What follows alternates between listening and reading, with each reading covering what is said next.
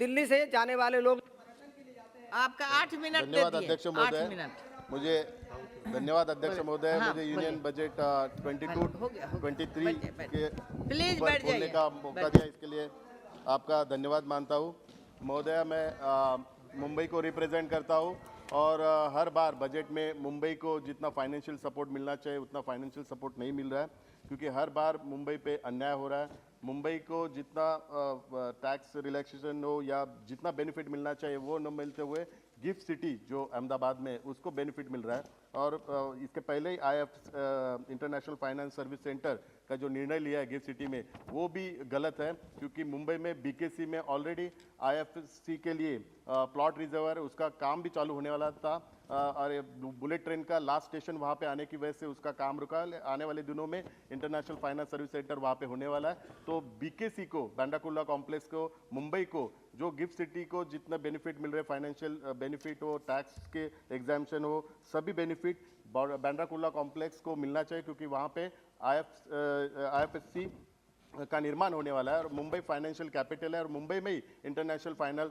Service centre होना चाहिए, ये मेरी मांग है। मुंबई में बहुत दिनों से मांग है कि आईआईएम मुंबई में होना चाहिए, क्योंकि मुंबई देश की आर्थिक राजधानी है, लेकिन मुंबई में आईआईएम नहीं है, तो मुंबई में आईआईएम मिलना चाहिए। वो भी मैं माननीय मंत्री जी को गुजारिश करता हूँ।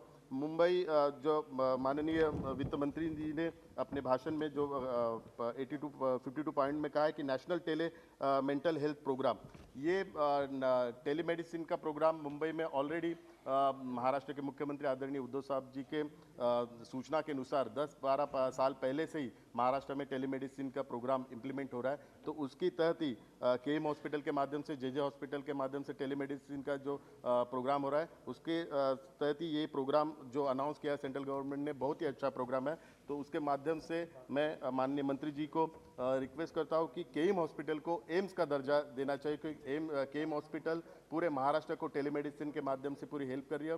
और केएम हॉस्पिटल आपको ही पता है मुंबई में एक बड़ा हॉस्पिटल है, बड़ा क्षेत्र है, तो केएम को आप एम्स का दर्जा देना चाहिए।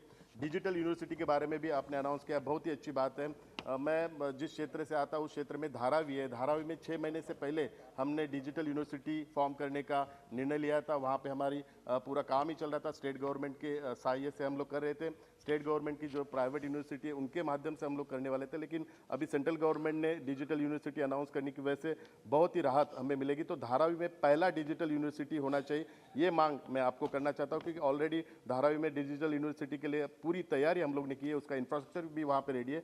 तो आपके माध्यम से मैं अनुरोध करता हूँ कि धारावी के लोगों ने फर्स्ट वेव में, सेकेंड वेव में पूरी दुनिया को धारावी मॉडल कोरोना के टाइम काम करके दिखाया। धारावी मॉडल पूरे WHO ने उसकी सराहना की, केंद्र सरकार ने, सुप्रीम कोर्ट ने भी उसकी सराहना की। तो धारावी को डिजिटल यूनिवर्सिटी मिलनी चाहिए, ये मैं आपको मांग करता हूँ। हाउसिंग फॉर ऑल में भी आपने आपके भाषण में संबोधित किया है, उसमें मैं मांग करता हूँ कि in situ slum redevelopment ISSR जो अर्बन डेवलपमेंट की स्कीम है, उस स्कीम के अंतर्गत सेंट्रल गवर्नमेंट के लैंड पे जितनी स्लम है वो स्लम को अगर सेंट्रल गवर्नमेंट की जो यूनिट है वो NOC देती है तो स्लम डेवलपमेंट वहाँ पे हो सकता है।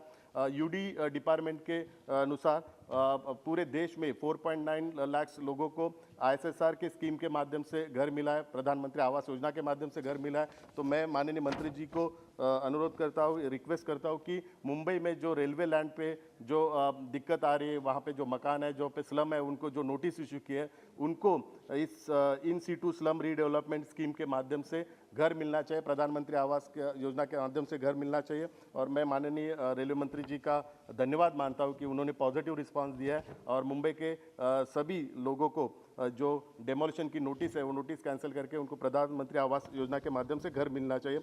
अर्बन डेवलपमेंट के बारे में भी आपने आपके स्पीच में कहा और उसमें high level committee of reputed urban planners, urban economist and institutions will be form to make recommendation on the urban sector policies. इसमें मैं 3-4 साल से इस हाउस में एक बात बताना चाहता हूँ कि मुंबई का जो, मैडम अभी बोल रहा है, मुंबई का जो डेवलपमेंट प्लान 2034 जो बनाया हुआ है वो अगर इम्प्लीमेंट करना है तो सेंट्रल गवर्नमेंट के माध्यम से एक डेवलपमेंट इम्प्लीमेंटेशन कमिटी बनानी चाहिए, क्योंकि मुंबई का जो डेवलपमेंट प्लान है पहले का वो सिर्फ 9% इम्प्लीमेंट हुआ है। अगर 2034 100% इम्प्लीमेंट करना है तो सेंट्रल गवर्नमेंट की तरफ से डेवलपमेंट इम्प्लीमेंटेशन कमिटी फॉर्म करेंगे तो वो 100% इम्प्लीमेंट हो सकता है। ब्लॉकचेन डिजिटल रुपये के बारे में एक अच्छा निर्णय लिया हुआ है, उसी वजह से और आरबीआई के गाइडलाइन की वजह से क्रिप्टो करेंसी वो एनएफटी वो इलीगल है। जो लीगल करेंसी अभी डिजिटल रुपी को माना जाएगा। डिजिटल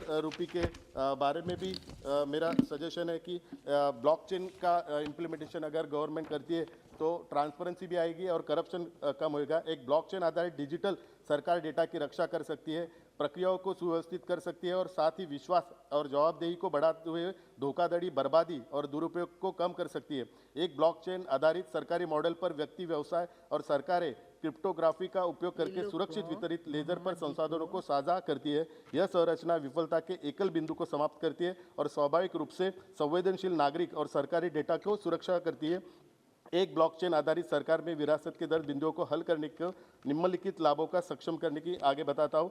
सरकार, नागरिक और व्यावसायिक डाटा को सुरक्षित भंडारण, श्रम प्रदान प्रक्रियाओं में कमी, जवाबदेही के प्रबंधन से जुड़ी अत्यधिक लागतों में कमी, भ्रष्टाचार और दुरुपयोग की कम संभावना, सरकार और ऑनलाइन सिविल सिस्टम में विश्वास बढ़ा। तो डिजिटल मुद्रा भुगतान, भूमि पंजीकरण, पहचान प्रबंधन, आपूर्ति श्रृंखला, ट्रेसेबिलिटी, स्वास्थ्य देखभाल, कॉर्पोरेट पंजीकरण, कराधान, मतदान और कानूनी संस्थाओं, यहाँ पे ब्लॉकचेन यूज करेंगे तो ट्रांसपेरेंसी और करप्शन कम हो जाएगा। अंत में लास्ट में बताता हूँ, financial assistant to state for capital infrastructure के बारे में बताना चाहता हूँ कि जो जीएसटी के बारे में महाराष्ट्र के दो मिनट जीएसटी के बारे में महाराष्ट्र के सभी सदस्यों ने समय कहा हो गया तो जीएसटी में एक कैट का रिपोर्ट है, उसमें द शॉर्ट क्रेडिटिंग और शॉर्ट ट्रांसफर की वजह से महाराष्ट्र का बहुत ही नुकसान हुआ है। तो उसमें इसका समेट लीजिए, महाराष्ट्र को अब एक conclude कर लीजिए। लास्ट मैडम, महाराष्ट्र को 17-18 में 950 करोड़ का नुकसान हुआ है और 18-19 में 2622 करोड़ का नुकसान हुआ है और अभी 19-20 को 2900 करोड़ का नुकसान हुआ है। तो ये शॉर्ट क्रेडिटिंग के बारे में माननीय वित्त मंत्री जी, शॉर्ट क्रेडिटिंग के बारे में आप उसका विवरण करना चाहिए, क्योंकि short crediting was a violating of the GST compensation 6 act 2017 और वो वायलेटिंग हुआ है और उसकी वजह से सभी स्टेट को लॉस हुआ है। उसके बारे में आप जवाब देना चाहिए। अंत में मैं सीनियर सिटीजन के बारे में बताना चाहता हूँ कि ये उम्मीद की जाती है कि 2026 तक भारत में 60 वर्ष से अधिक आयु के 17.3 करोड़ बुजुर्ग होंगे। ग्लोबल एज वॉइस इंडेक्स के अनुसार भारत 96 देशों में से 71वें स्थानों पर भारत स्वास्थ्य के क्षेत्र में भी 87 के स्थान पर सबसे नीचे है, जो महामारी के कारण उत्पन्न खतरों से अधिक बड़ा है। इसके अलावा ऐसे समय में जाने के तनाव में वरिष्ठ नागरिकों को मानसिक स्वास्थ्य पर दबाव पड़ रहा है। अटल पेंशन योजना के केवल 3.5 करोड़ को बीमा प्रदान करती है। सदस्यता लेने वाले लाभार्थियों के लिए सरकार को उसी के कवरेज का विस्तार करने का विचार करना चाहिए। 2021 में सरकार ने 75 वर्ष के अधिक के आयु का